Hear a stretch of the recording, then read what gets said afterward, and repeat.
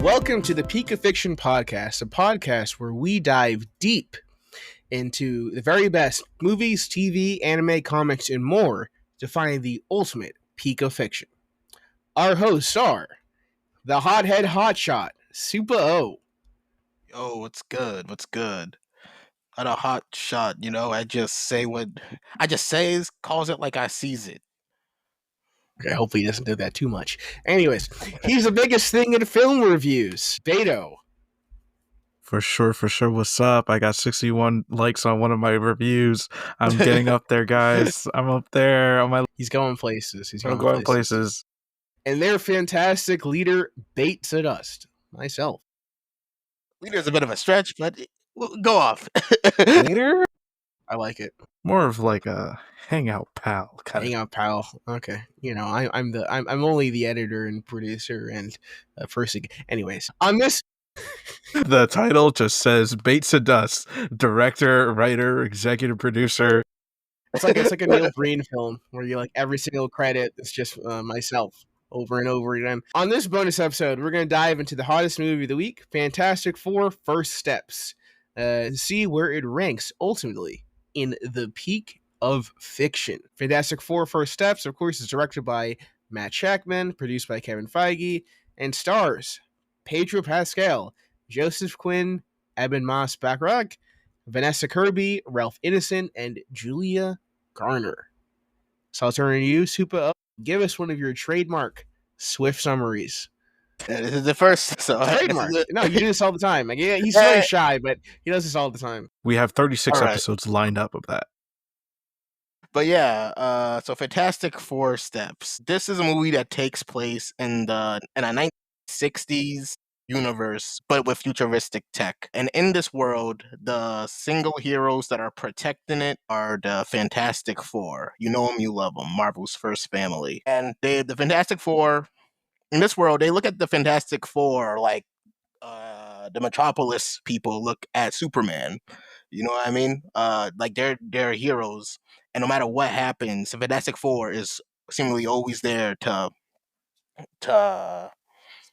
stop the crime or defeat whatever villain or save whatever people that they need to. So everyone relies on them, and they're actually like a celebrity kind of status in this world, to the point where they're even on like talk shows and whatnot. Like everyone loves them, and it was all going so well. Oh yeah, let me explain who the Fantastic Four are. Well, for all my people who don't know. Yeah, I've never heard of them before. Yeah, they're like Four? they're like a niche group. You know what I mean? There would have been reference here and there. I think Marvel Rivals might have like a little thing with them. I don't know.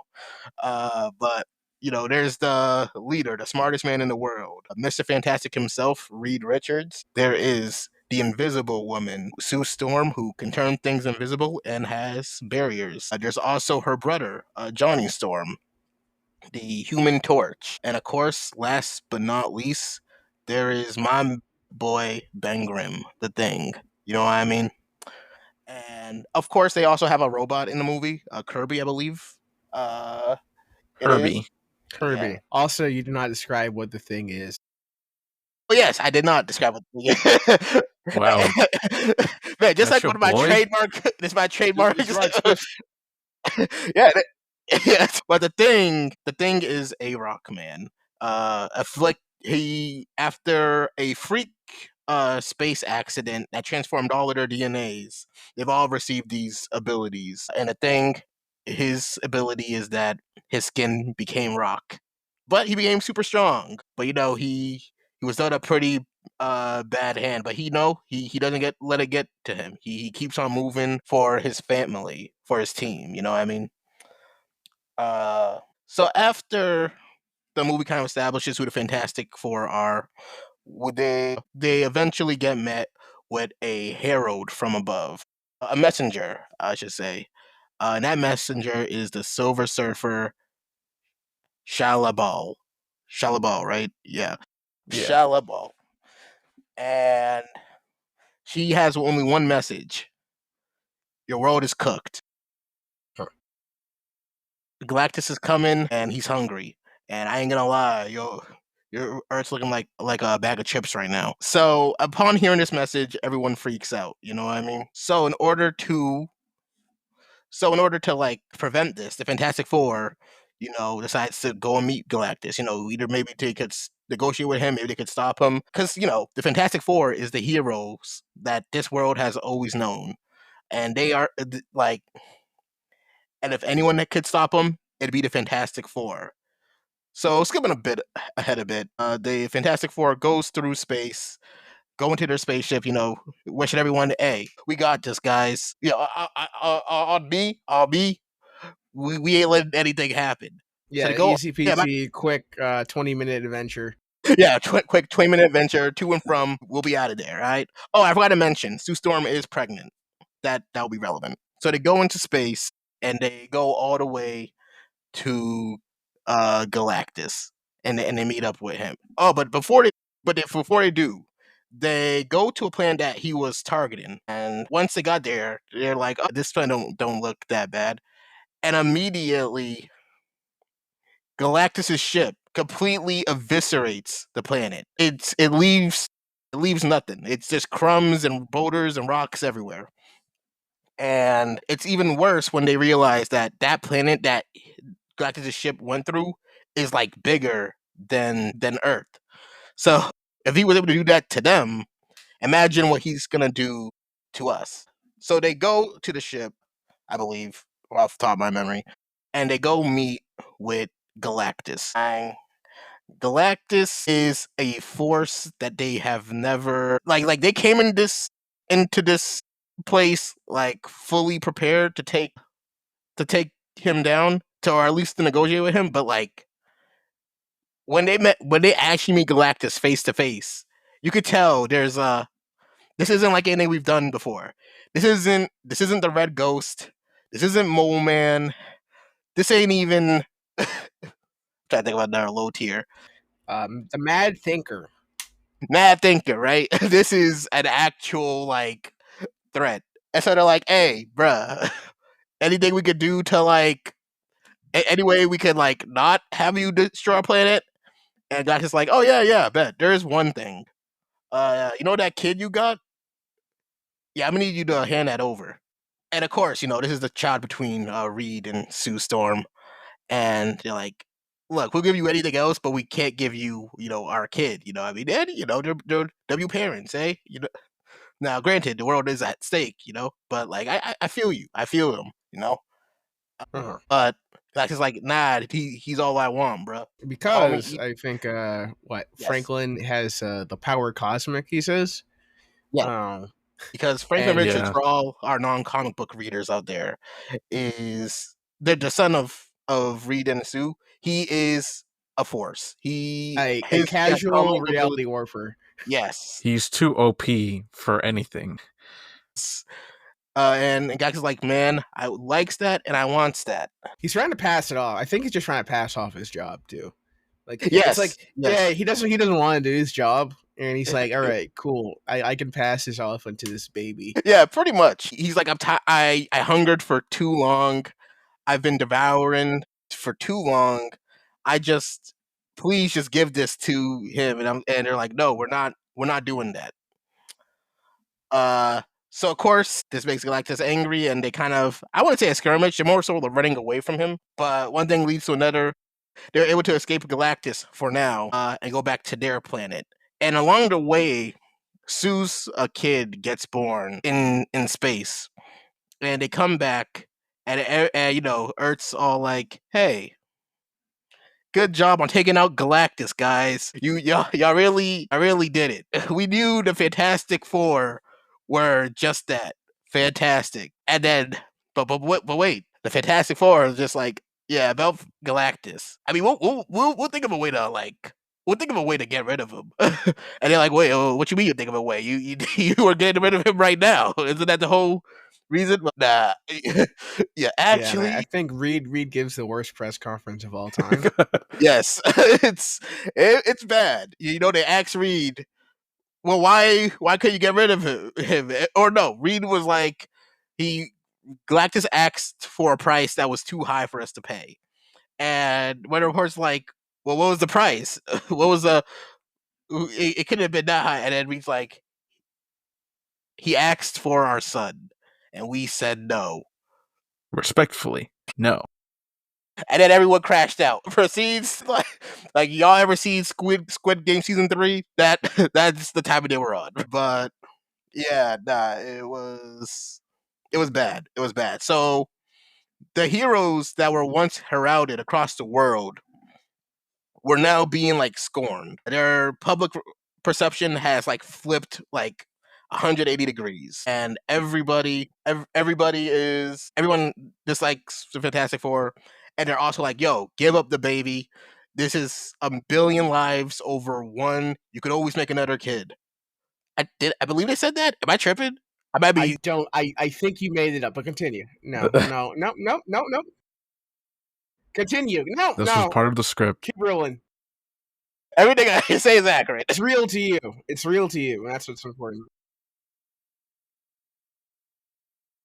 But yeah, they pretty much saying, "Hey, give him the kid." But you know, after Sue specifically sees all of this and goes out and confronts everyone and be like, "Hey, you know, I get it. You're all scared and whatnot, but this is my kid, and I'm not gonna give up my kid, our kid to Galactus. But I'm also not giving up y'all to Galactus." And everyone's like, "Damn, she's spitting." She's telling some truth right there. She's telling the truth, bro. And so that calms down the crowd for a bit, and Reed is still looking for ways to stop Galactus from destroying the world, or to at least evade Galactus. To the point where it's just like, man, I don't want to do this, but if we give up our child, everyone is, statistically speaking, everyone is saved. And you know, and Reed is being straight, you know what I mean? And he's told Stu straight up, he's like, "Look, I'm not gonna do it. I'll never do that. But have you seen the numbers? Have you seen?" So that kind of throws a wrench a bit into their relationship for a little bit. Eventually, along the lines, they found out that or Reed gets the idea that, wait, what if we just transport Galactus to another realm? Or no. The plan is The first plan. What if we just move the whole planet? That's what it was. Somewhere else. Yes. What if we move Earth to another location? Right before. Yeah, Galactus shows up. He's like, "Huh? Hey, wait, where? What's going on?"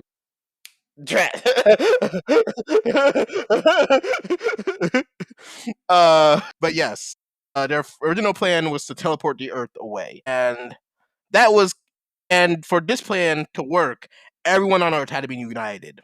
You know, I mean, everyone had to make the giant teleportation machine in various locations. Everyone had to save power. Everyone could, like, this was like a real global effort. It was like, honestly, on some Independence Day type stuff. But then, before the day of the big plan, or maybe a week before the big plan, who comes to return but Shabala? And she comes. Shabala. I mean, I'm calling her Shabala. Yeah, she changed names midway through. That's what's a part of the plot. Yeah, it's a real plot point. You know, that's actually one of the things she brought up to Galactus. But she's out here destroying every point that the teleporters are in on the planet. And if it wasn't for Johnny Storm, she would have destroyed the last one that's located around the Fantastic Four tower. But fortunately, Johnny was able to like dissuade Shalabal. You can say Silver Surfer. Nah, it's not authentic. Or else they wouldn't know who we're talking about. Yeah, go back. What was this about Shabu? What is this about? Laboo? So Shakira,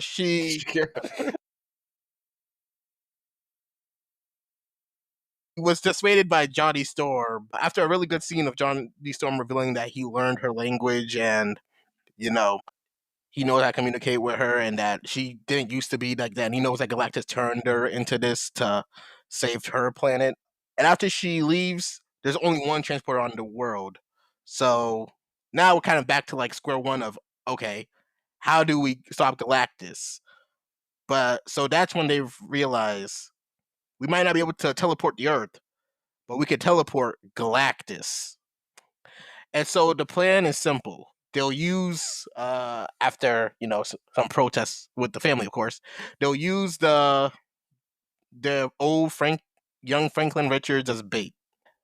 That'll draw in Galactus into the city, and then once he's drawn in, they'll at the last moment for like for like 37 seconds, they'll open a portal, and this portal will suck Galactus through a black hole, I believe. And once he's in there, it's all very much like the first plan. It's also very Looney Tunes-esque plan that Reed comes up with. Multiple Looney Tunes, like some real we're gonna pull the baby away at the last second, and Galactus will be like, oh drats.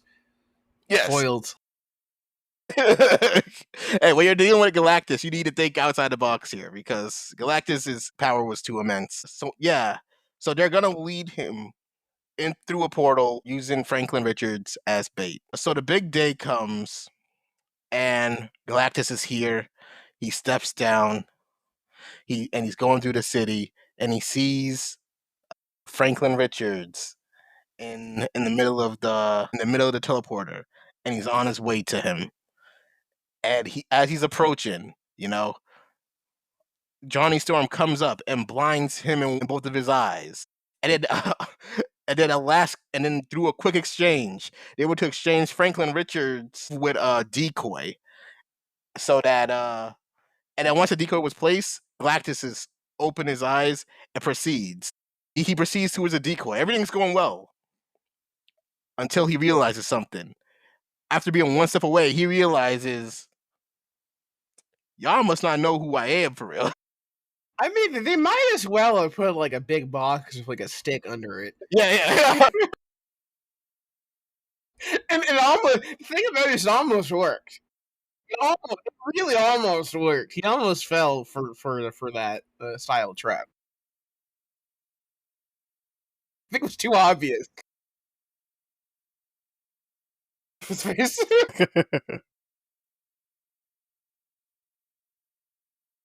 And he's able to sense cosmic energy. And there's only one thing with cosmic energy in this city.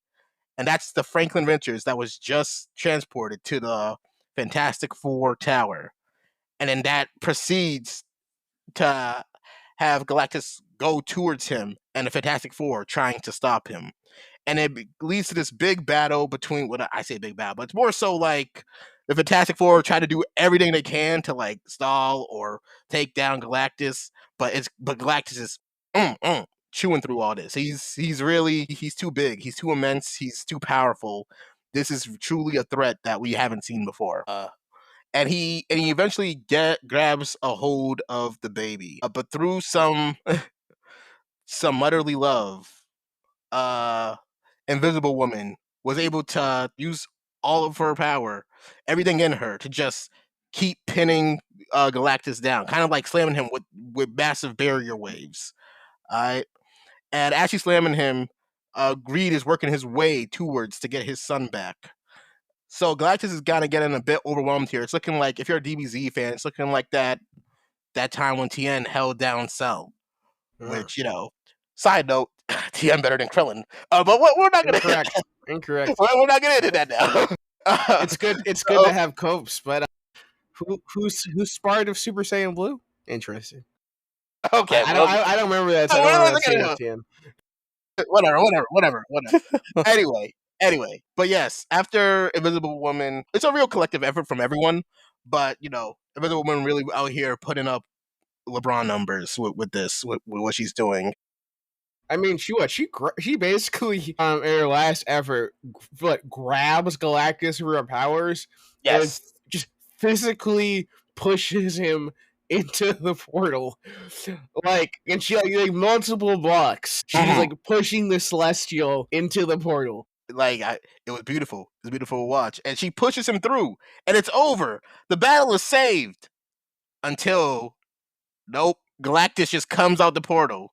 It was just not enough. It wasn't enough to fully take him out. If only we had like a little bit more of a push, and we did. As Shamalam comes up from the sky, collides with Galactus, and gives a final shove into the dark hole, taking her out with him as well.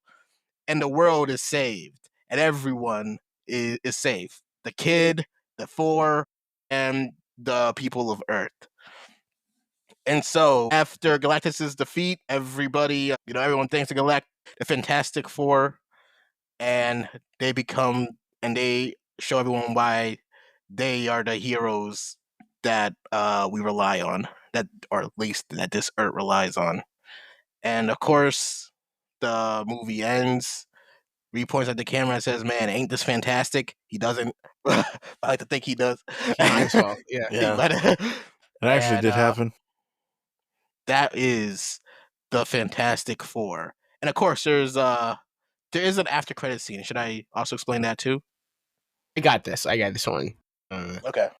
All right. Here's so in the after credit scene, okay, we see we have Franklin Richards, and he's like with his mom Sue, and they're getting ready to read his favorite book. So she leaves the room for a bit, but then when she returns, right, we see none other than famous Fantastic Four playing. That it's not Face Up. It's Doctor Doom. Wait a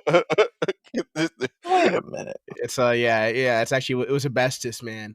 But no, it's Doctor Doom, and he is playing Franklin, and he doesn't say or do anything else, but he people just are excited. farms in the corner there.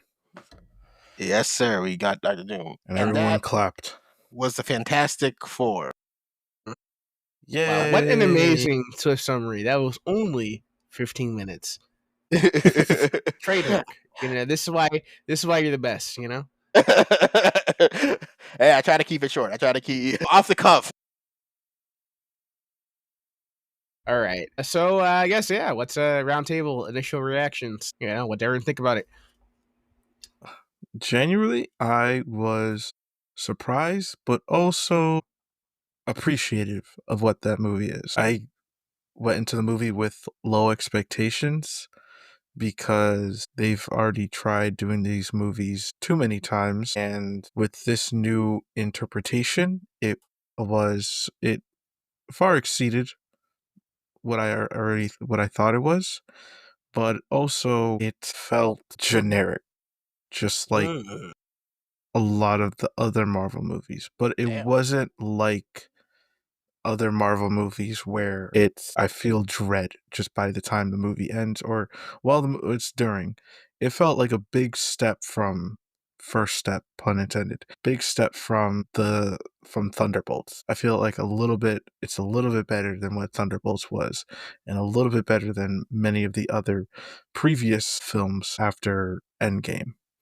So I appreciate this movie, and I think it was the default good one of Fantastic Four adaptations. Super O? Yeah, I really enjoyed this movie. I walked out of this movie really appreciating it. I especially love the familial bond that the Fantastic Four shares. They are the first Marvel family, and it really feels like it through their interactions with each other, how everyone kind of is, and the fact that they're all, you could notice their like personality traits, even like personality traits that you think would clash. It's a real like they're fighting, but they're not like this is just family fighting. This is like a mom and dad arguing, or a brother and another brother having a spat. You know what I mean? Like I really enjoyed this, and I also think the set design as well for the world is really good as well. The fact that it takes place in I don't know if it's in the 1960s or if it's just a 1960-esque, but it is like what's the word? Retro futuristic. Retro future, yeah. Yes, it's like really retrofuturistic how they have retrofuturistic elements to the 1960s type setting, uh, which I thought looked really really good as well. And I think of note is like, yeah, Alberto, you said I'm Beto, you said that Part is not going to be edited out at all. yeah before I die. Clean Yeah, take, clean take, clean take. 55 Main Street 001. You said Whoa! Doxing me on episode 9. but now you said that it's kind of like you felt like it was one of the more generic ones. But like I don't know, I didn't feel it with this one. Like I know that Marvel like puts out a lot of, especially nowadays, puts out like a lot of like schlop or just stuff that like is good, but it's like, it's not like anything that hits like, some of their better or best projects, right? But like this one, I didn't feel like that. Yeah, I got some like minor gripes with it, but I wouldn't call it generic. I mean, my gripes go to a deeper level, which I'll go to. You'll find that out in a solo video. All right. Well, Spin-off. yeah, I'll give a little preview and talk about my initial thoughts. Are you gentlemen? Are you familiar with the concept of phantom pain? I saw the title. All right. So, phantom pain is what occurs when someone who who's lost a limb or has lost some part of them, right? Even though it's gone, right, and there's nothing there, they could still feel a sensation of something that once was, right? Sometimes you can even still feel the pain from the limb, like it was, like, right. And I felt the cinematic equivalent of phantom pain watching this movie, which, in all regards, technically is a good movie. I like the characters, I like the art. I think it did some pretty cool and unique things. There's a really amazing sequence, which we'll get into a little bit later, with where I think when Sue is both trying to give birth and they're also trying to dodge a Silver Surfer, and they're doing this around a black hole. That's really great. There's some really great ideas in here. Upon what during the film and after film, I could not shake the feeling that parts of the movie were missing, right? And I believe I'm gathering evidence. Okay, I'm the evidence gathering phase, but I think this film was cut down significantly to fit into a 2-hour runtime, which I think works for the general audiences. But I think this film is a lot weirder and a bit long, maybe like 20 to 30 minutes longer originally. Maybe even sometime this year that was the cut of the movie. Especially when you look at all the trailer footage and all the you can kind of piece it together. And all through the movie, there's these little bits where I feel like it's calling back to something that we have not seen, right? Because it was cut for time.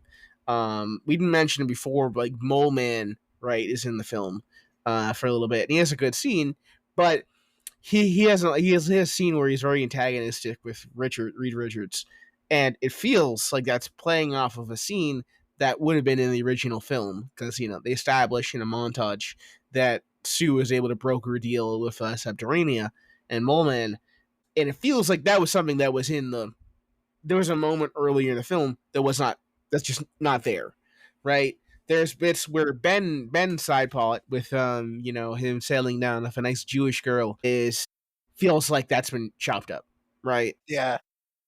There's bits with Galactus that feel like they were cut. There's bits with the Silver Surfer, right? Where Silver Surfer kind of turns, right? And you're giving the motivation for the turn, but it feels like there's probably another scene where she really is like considering or thinking, or another conversation that was not there. I highly suspect Franklin Richards had more to do. He's a baby. I highly suspect that he showcased his powers more in the original script, besides him resurrecting his mom, right? I feel like there was more in there. And I don't have evidence for all these claims, but it's a feeling. Okay? And that's and what I got was I enjoyed the movie, but I had a feeling during and after watching that there was more movie that I did not see. And that irritates me. So even though I like it so much and does so much good, I demand that the coward Kevin Feige release the Shakman cut immediately. You heard that, Shakman fans? Stand up. Yes, yeah, all you Shakman fans, hashtag release the Shakman cut. Yeah, but I could see, especially with like the thing. I'll get a bit more into how I feel like how the thing was portrayed in this movie. But like overall, right? I thought this was really good. This movie was really well made. It was really good, and all I can say is that the movie was fantastic. Fantastic, you say? It's passed. All right, so we're gonna move straight into the rating here from initial thoughts, and we can talk about some further things as we go along. But Oh, did you give your initial thoughts, or was that all you wanted to? That was my initial thoughts. Yes. Oh, okay. All right, so we have a 1 through 5 system for the rating, where we rate a film or movie or comic or whatever on a 1 through 5 system, where we have 5 categories, 1 through 5. First category is visual and art. Second is characters, writing and dialogue, the X factor, and the hype moments. So, starting off with the visual and art design, I think this film has a very unique visual and art design, and I like it a lot. I like it a lot. I think it's probably like a 4.5 for me in visual and art design. Probably 4. Yeah, I'm not lie. I'm also between like a 4 and 4.5. Because I really enjoy the set. Because I get what they're doing, and it's the '60s, but with tech and whatnot.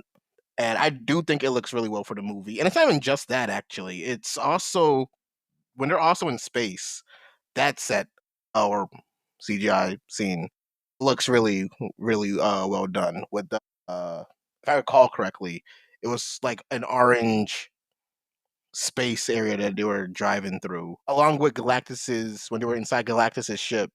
I think this is a very visually appealing movie in general. I just wouldn't give it a 5 because personally, I think it could have been more done, or was nothing that really like stood out that crazy to me.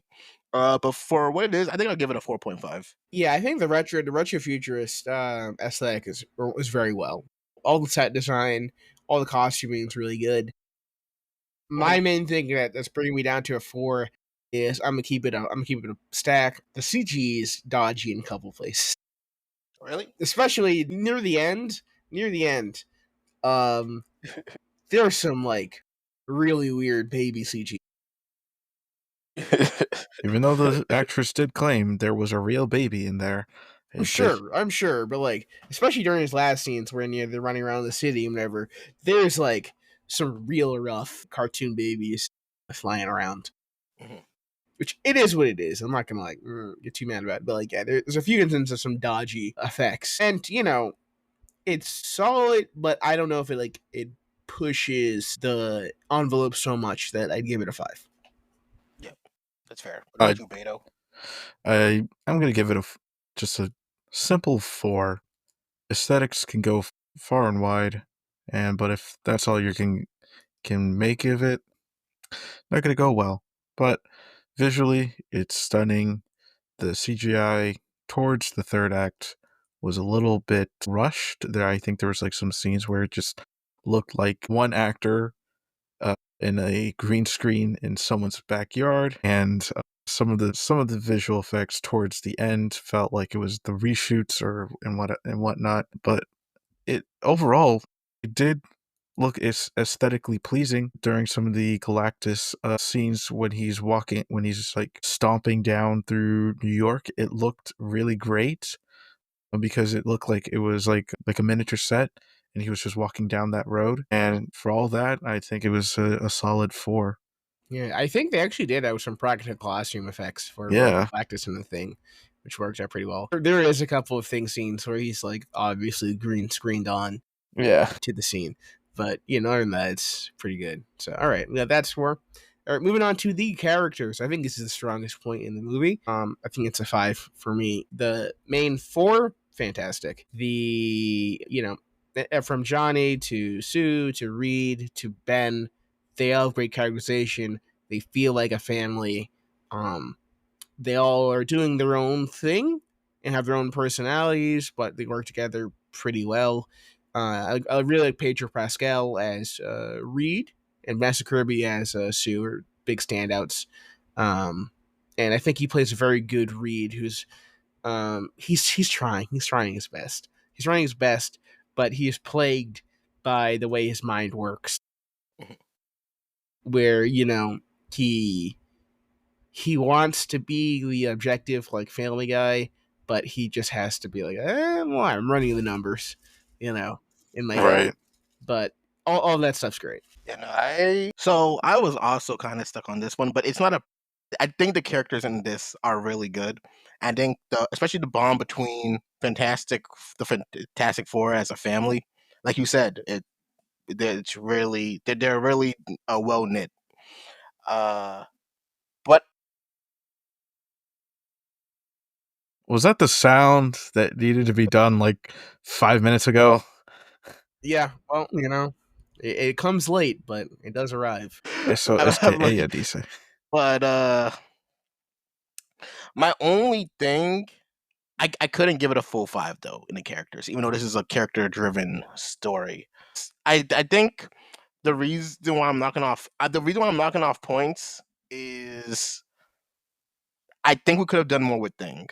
And like you mentioned it earlier, it felt like there was some scenes that were cut with like Thing and the girl. I feel like we could have I too believe we should have had like more scenes with them. We could have had more Natasha Lyonne, but we didn't. It also felt like he didn't really do much. It also feel like we didn't even really do much with him in general. And I get that this is with Galactus. Galactus is like a threat that like this isn't like a Thing is strong, but he's not like Galactus strong. You know what I mean? Well, I can't really take because like a lot of times the Thing is like especially in every adaptation so far, he's always been like, "Oh, I'm so sad. I'm a Rockman now. Being a Rockman sucks. Yeah, I want to be normal." But in this, he's kind of chill. Yeah, he's chill. Yeah, I think he figures it out. People like him and people like care about him. They just like they're okay with him. And I think this is the first film to explore, because usually he has like a blind, love interest in Alicia Masters, who who's like a sculptor and is able to, tell. And she likes him because she's not immediately turned away by his looks. But I'm glad this movie's brave enough to explore the fact that there'd be plenty of freaked out people that'd be lining up. Well, I'll wait for another sequel. Hey, bro. And in this movie, Thing is the equivalent of a celebrity, bro. Like, it ain't no. You can really pick up anyone at this point. Yeah. But yeah, no, I feel like we should have definitely had a bit more. I like what we did get. Don't get me wrong. I like the scene where he's just kind of going through the building's columns to make the building to give this not a great foothold. And the clobbering scene is all right. It's all right. The clobbering time.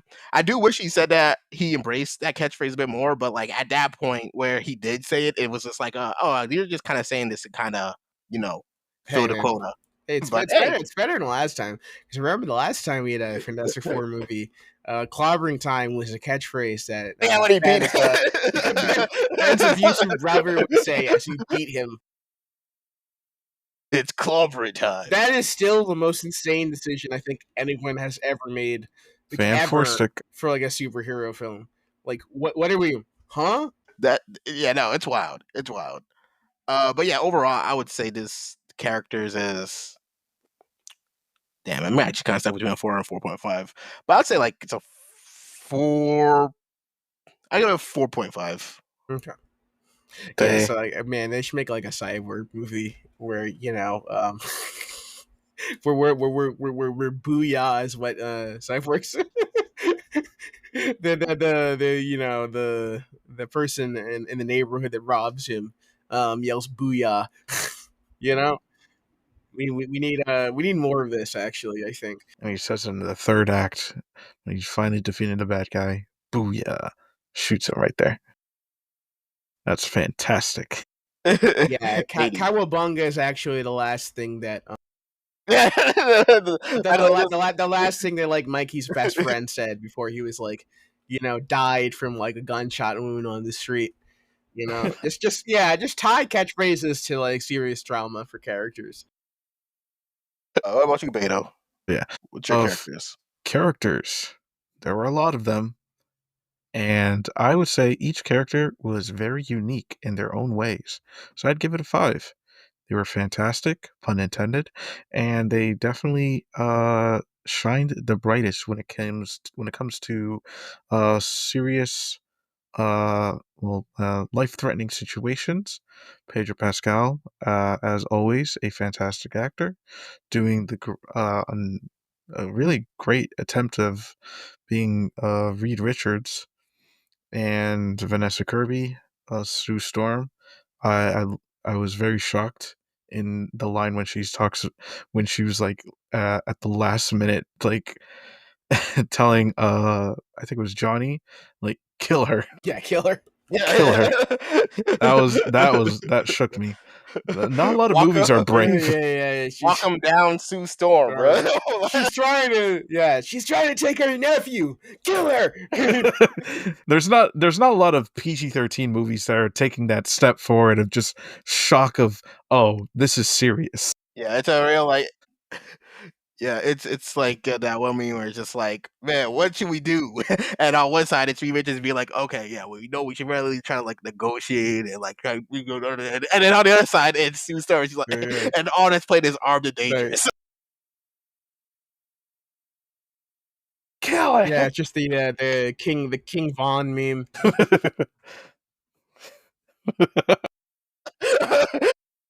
How do we stop Shella Ball, Silver Surfer?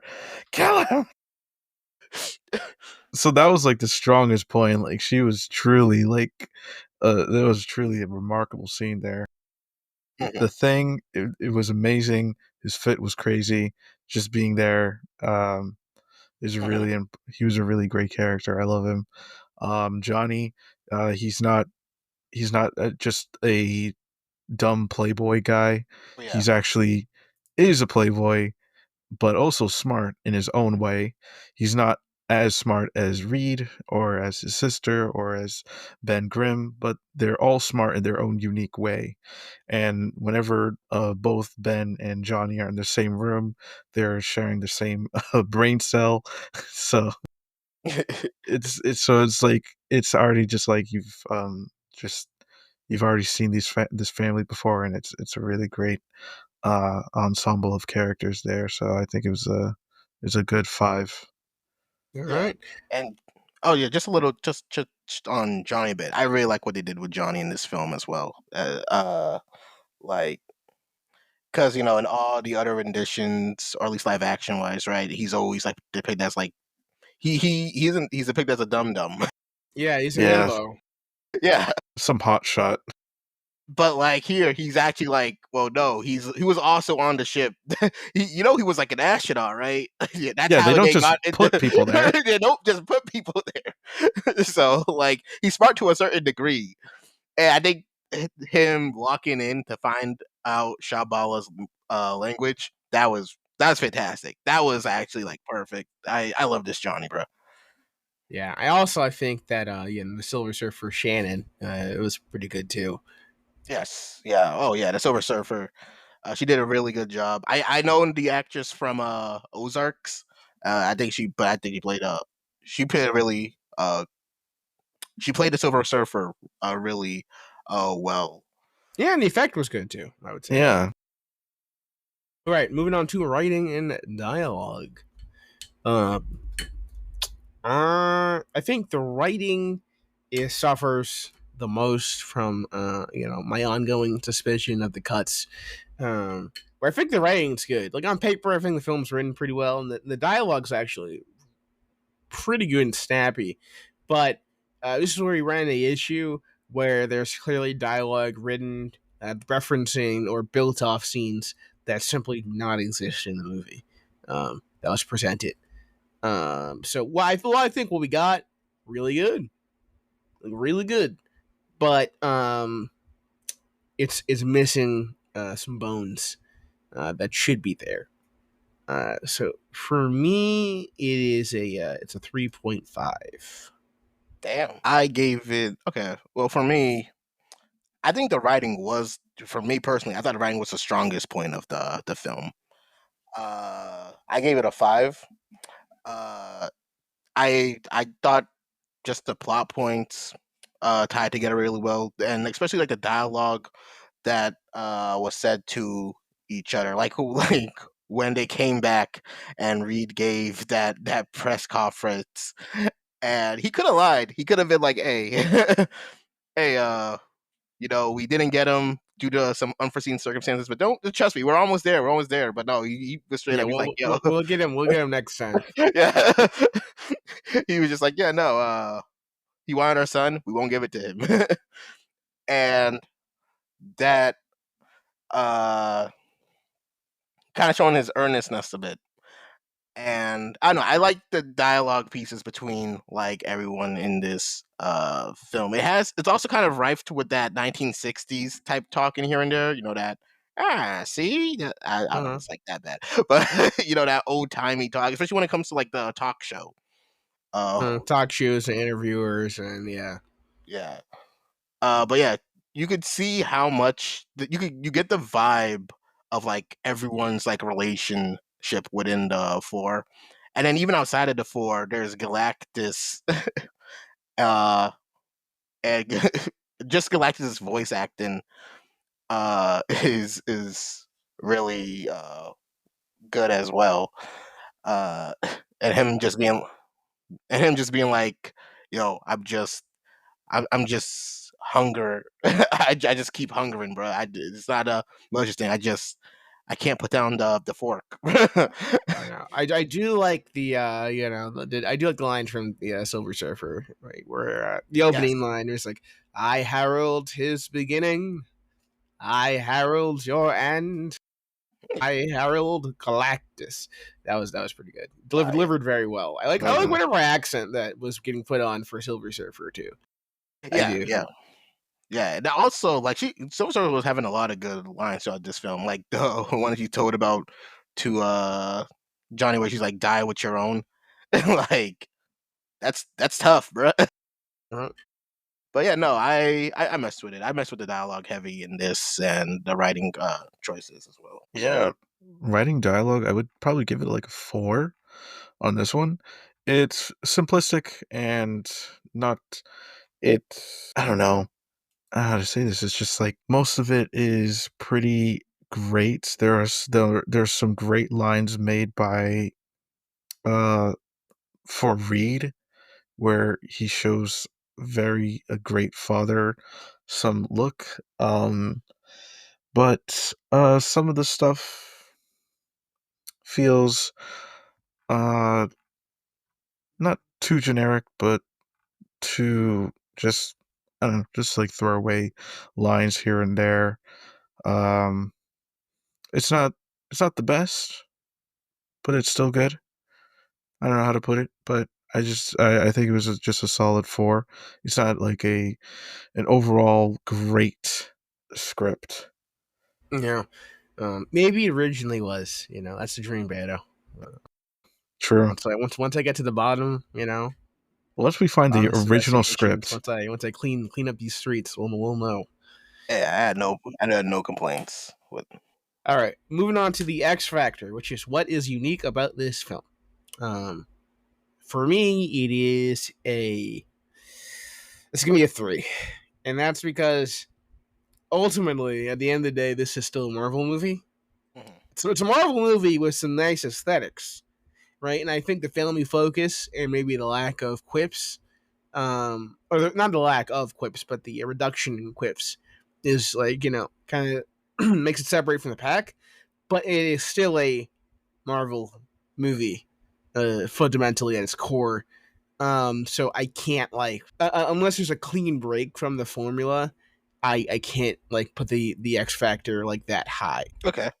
Well, I gave the X Factor a 4. I compared it with not only the other live action Fantastic Four films, but also the MCU films as well.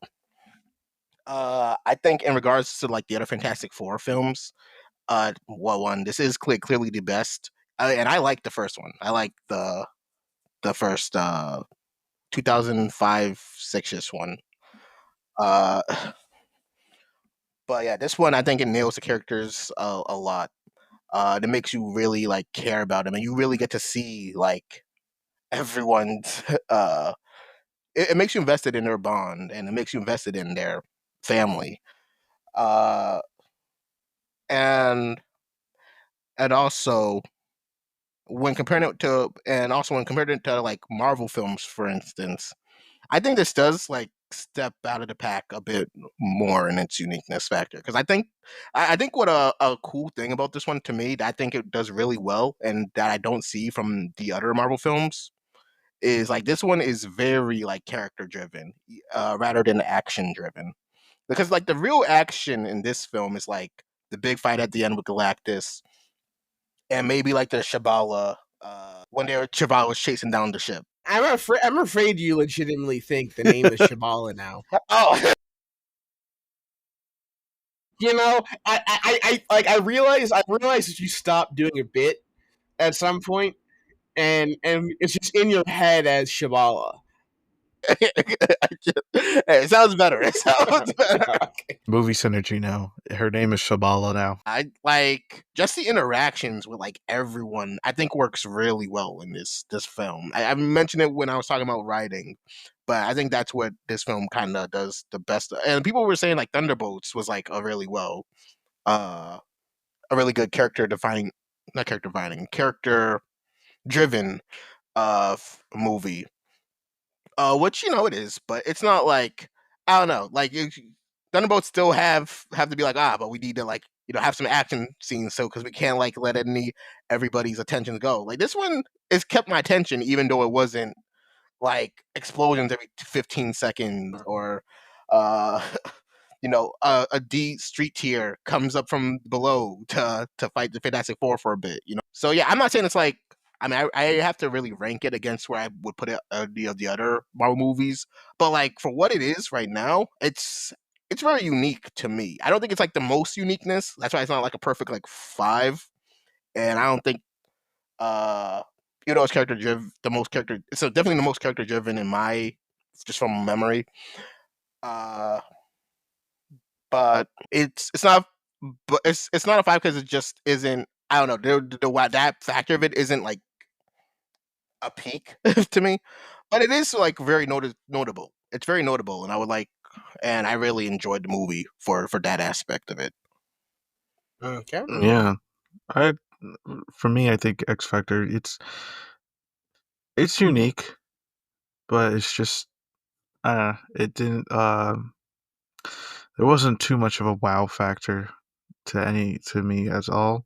I know that I know the retro futuristic look was really nice, but I think it was just only aesthetic alone, and they didn't. I don't think they used that a lot for the background. I think they just used that just to as entice. But then um as soon as it's introduced, it just becomes like it just becomes background and nothing additional further. So I just give it a 3 for right now. Okay. So we also have Surprise guest. Surprise guest. Yeah. As we talk about a film, I don't believe he's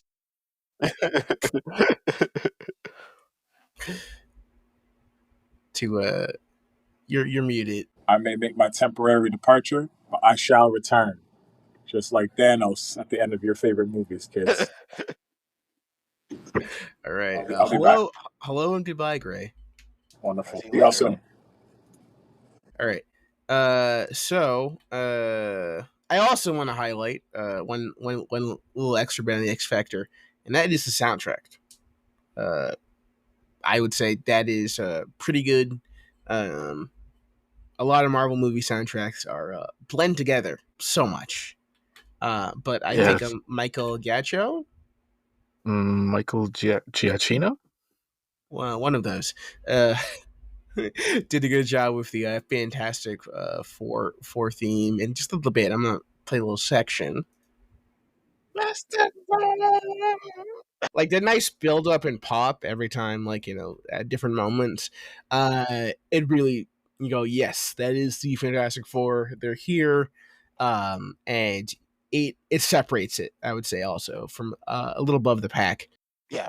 And I think the Fantastic Four theme is gonna go up there. I think with time in a similar area as you think of like the Avengers theme from the MCU, because I think there's not a lot of big like MCU music themes. I think the biggest one's probably the Captain America The Avengers. theme, the Avengers theme, and Spider-Man? Spider-Man. Yeah, Spider-Man definitely has like a nice musical hook to it, and that's kind of like it. I think a lot of them are held up by pop music, Right.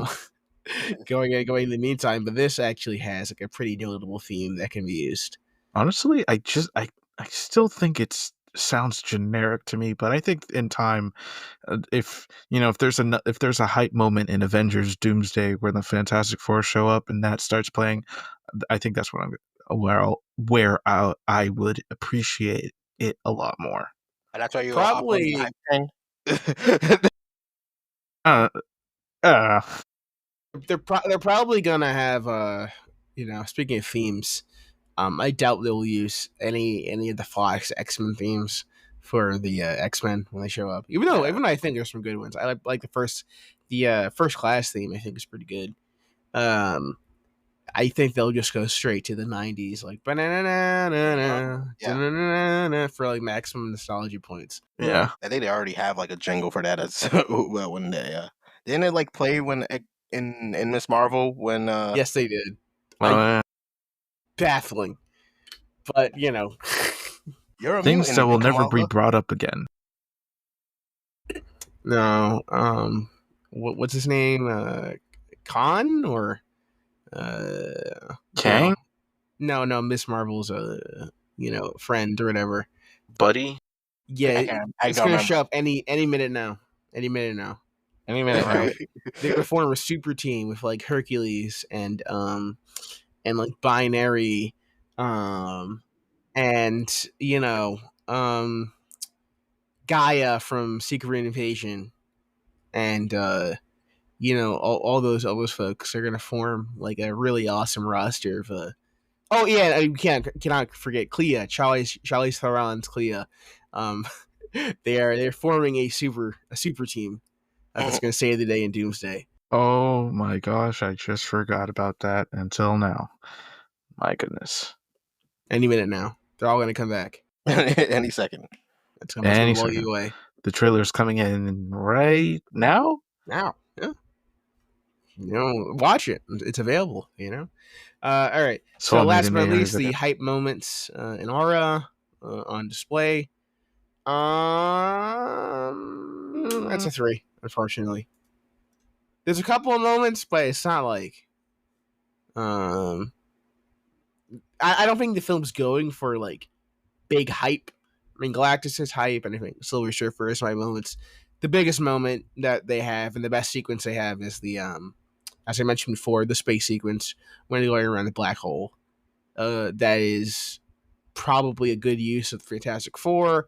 You get it encapsulates kind of everything about the Fantastic Four and makes them such a different superhero team, and the fact that they're like explorers and adventurers than your typical superheroes. But I can't. It's not like it's brimming with hype like other works. Yeah, I'll say at moments in Aura, I'm gonna give it a 3.5. I did like the moments, but like there were like a couple moments that really like gave me like that. Wow, this was amazing. That was an amazing moment. I think a big one is when Invisible Woman was pinning down Galactus, single handedly. You know what I mean. She was really locking in. I thought that was cool. And another one that kind of like hits me is the scene where Johnny reveals that like he learned Shalabal's. See, I got it right this time.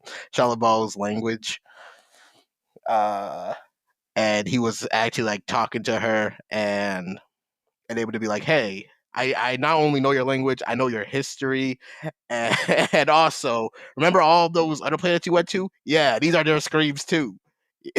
And Yeah, that was that pretty. was a good moment. That was baller. That was baller. Honestly, it might even be I'm debating between 3 or 4, but I'll let you know after.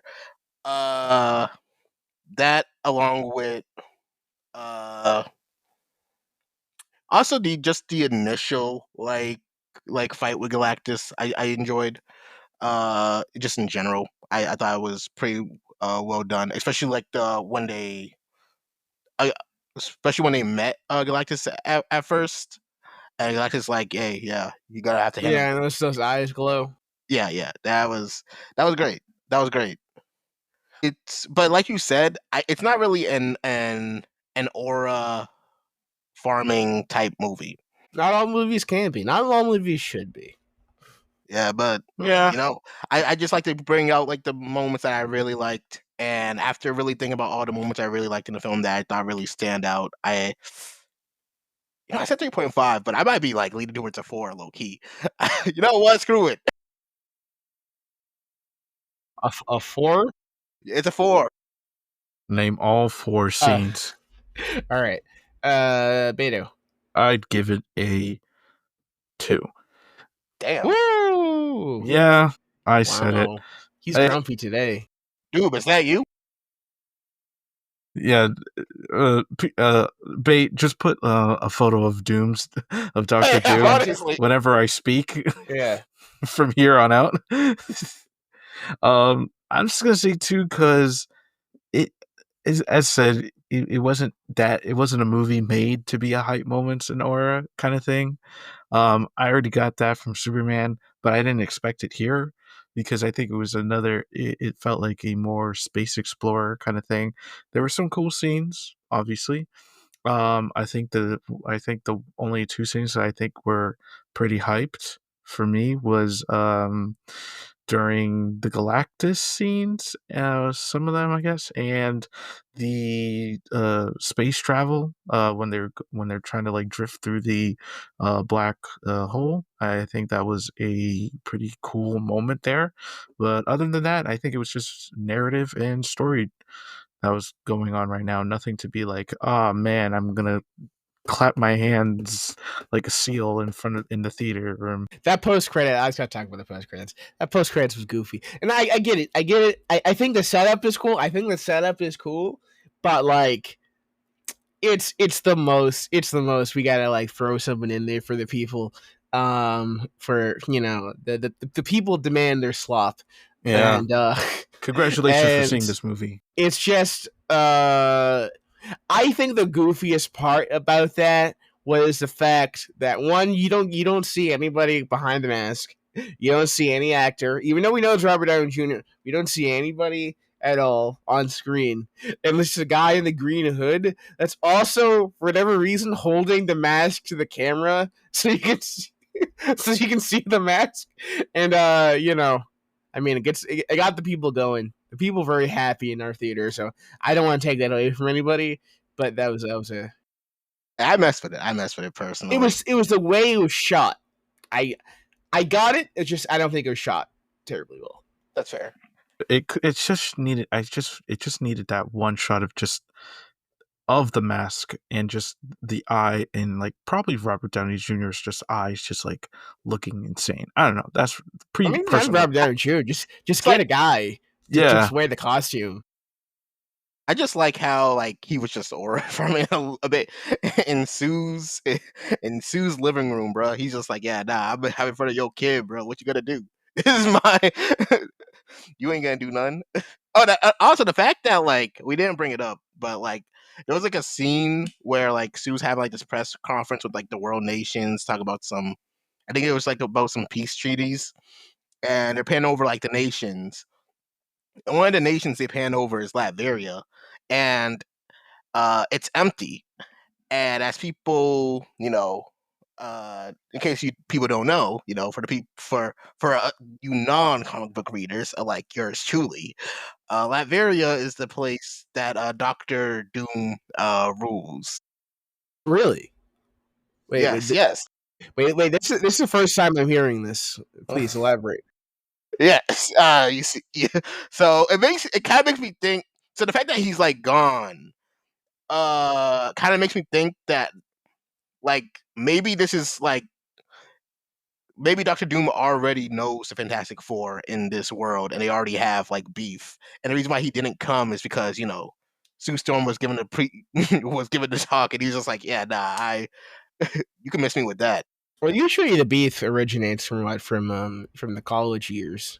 Yeah. Yeah, I didn't know if they were going through that with the MCU, but I am surprised there was no Wakanda. I mean, Wakanda might not be in that world. Well, yeah, no crazy. Black people. Well, sorry, Black people. It's not.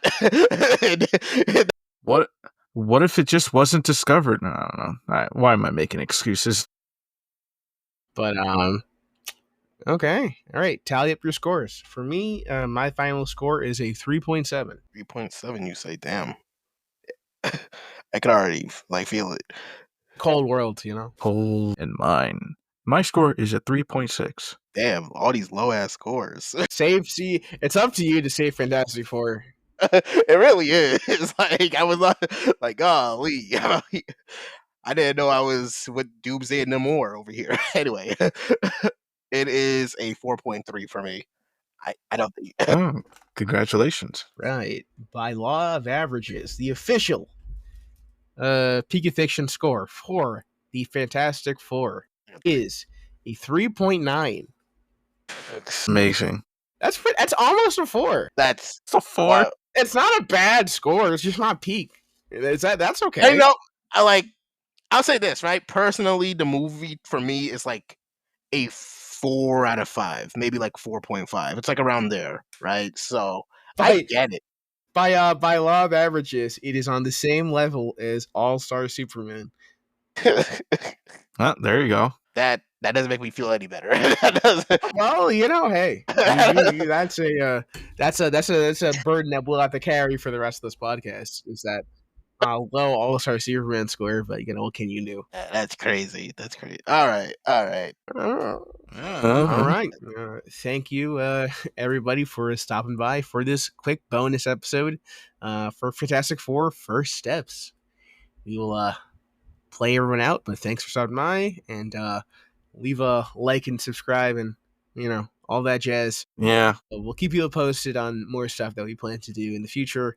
Read more comics. Special episode coming up, so stay tuned. Drive safely. All right. That's on phone. That's on phone. All right. See y'all later. See ya.